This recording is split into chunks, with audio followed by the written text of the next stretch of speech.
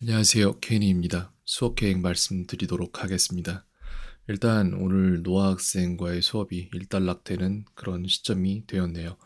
학생이 이제 새로운 방향의 삶을 그쪽으로 갈 것 같은데, 근데 이게 어떻게 될지 저희는 아무도 몰라요. 그리고 거기에서의 생활과 지금의 수업이 어떻게, 내지는 제가 만들어 놓은 것들을 어떻게 할 수 있을지 이런 것들도 제대로 알 수 없습니다. 항상 그렇듯이 제가 수업하는 방식은 매 수업을 토대로 그때부터 이제 학생에게 정확히 무엇이 필요할 거고 그것을 어떻게 줘야지 학생이 받아들일 수 있을지, 그리고 그거를 준 다음에도 실제로 그게 돌아가고 있는지 받아들여지고 있는지 등등을 다 검색을 하면서 가는 방식이기 때문에 지금부터 학생이 무엇을 해야 된다라는 거를 싹 다 설계해서 주고 그것이 막 오랜 기간 동안 돌아갈 수 있다라는 거는 저는 그게 가능하다고는 생각진 않아요.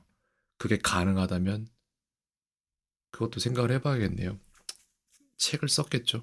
책을 쓰려고는 예전부터 했었는데 그게 당장 나올 수 있는 건 아니기 때문에, 그렇기 때문에 학생에게 필요한 것들이 무엇이었는지를 돌이켜보자면 이런 부분이에요. 관계대명사 훈련 이런 부분들, 그 다음에 직접화법, 간접화법 이런 부분들, 그 다음에 이게 이제 좀 궁극적인 방법이 될 수 있을 것 같습니다. 학생이 자신의 영어를 더 잘하기 위해서 사람을 한 명 정해서 입어야 한다, 옷을 입듯이 입어야 된다고 생각을 하고 원어민 배우 한 명을 골라서 그 사람을 완전히 뉘앙스라든지 뭐 제스처라든지 억양 이런 것까지 다 따라해서 쉐도잉을 하면은 그렇게 되기가 쉬워요. 그거가 되게 가능합니다. 그리고 노아 학생 같은 경우에는 더 쉬울 거예요. 왜냐면 리스닝이 어느 정도 되는 상태였기 때문에, 다만 안 되는 건 스피킹이었기 때문에 자기가 나 이 사람 정도로 되면 좋겠다라는 사람을 정해서 그 사람의 모든 것을 그대로 카피해 버리면은 스피킹을 이끌어낼 수 있어요. 이거 되게 적어 놓은 지 오래된 부분이고 학생에게도 말을 했는데 학생이 안 했어요. 왜 이런 것들을 안 했냐면은 마음이 항상 떠돌고 있었기 때문에 못 했거든요. 근데 이제 삶이 새로운 국면을 맞이하면서 학생의 떠돌던 마음이 안정되고, 안정되면은 그만큼의 여백이라는 게 생겨요, 삶에. 그럴 때 이제 이걸 한번 해볼까? 라는 것들이 여러 가지가 떠오를 텐데 그 중에 하나가 이거였으면 좋겠습니다. 저는 정말. 그 다음, 이것도 마찬가지예요. 본질적인 부분인데 영어를 더 잘한다라는 것은 내가 지금 모르는 단어와 내가 지금 못하는 말을 하도록 필연적으로 만든다. 원래는 우연적으로 일어나는 일이거든요, 언어라는 거는. 하지만 그걸 필연적으로 만드는 거를 설계를 본인 스스로 해야 되는 시점이 왔어요. 제가 옆에 있는 게 아니기 때문에 그렇습니다. 그리고 이제 더 많이 말할 수 있다는 사실.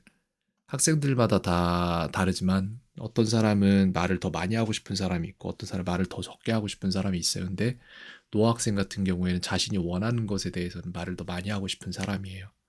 근데 이때 말을 더 많이 한다, 말을 더 길게 한다, 말을 더 조리 있게 한다 라는 것은 무엇이냐 하면 본질적으로 볼 때 그것은 5W1H 즉 육하 원칙입니다. 육하 원칙을 사용을 해서 6가지의 방향으로 가장 짧은 시간 내에 모든 말들을 다 담아낼 수 있으면 그 사람은 말을 잘하는 사람이에요. 그거를 한국어로 잘하면 한국어를 잘하는 사람이고 영어로 잘하면 영어를 잘하는 사람이다. 입니다. 그리고 그걸 위해서 필연적으로 필요한 게 한국어에서는 제가 어제 산 가방에 대해서 말씀을 드리자면 뭐 이런 식으로 할 때 어떠한 물질적인 명사적인 것에 대해서 설명을 할 일이 굉장히 많습니다. 근데 그것은 관계대명사로 귀결이 돼요, 결국. 그리고 그 관계대명사는 영어는 SVO의 언어이고 한국어는 SOV의 언어입니다. 즉 영어는 누가 뭐해 뭐를 에 순차적으로 대답하면 되는 언어이고 한국어는 누가 뭐를 뭐해 어순이 다르잖아요. 그렇기 때문에 이 관계대명사를 사람들이 몰라요. 자기가 영어를 왜 못하는지. 근데 못하는 이유는 단순합니다. 관계대명사가 안 뚫렸기 때문에 그런 거예요. 그래서 이런 부분을 뚫어서 육하원칙에 담아서 자신이 지금 못하는 말을 해낼 수 있도록 바꾸는데 그것에 억양, 원어민의 억양과 제스처를 입히면은 그게 영어를 잘하는 사람입니다. 그 부분에 대한 얘기를 할 것이고 오늘 수업에서는 그걸 어떻게 조금씩 설득해낼 수 있을지도 봐야 될 것이고, 그리고 더 나아가서 제 수업은 항상 그래왔듯이 수업 하나는 그냥 아이가 지금 못하는 거를 탐색하기 위한 과정, 그리고 못하는 것을 납득시키기 위한 과정에 불과할 뿐이지 그것을 숙제에 모두 담아주고 학생이 이거를 기억하도록 만들고 이것을 사용할 수 있도록 만들고 하는 그런 되게 좀 다면적인 접근을 해왔던 거예요.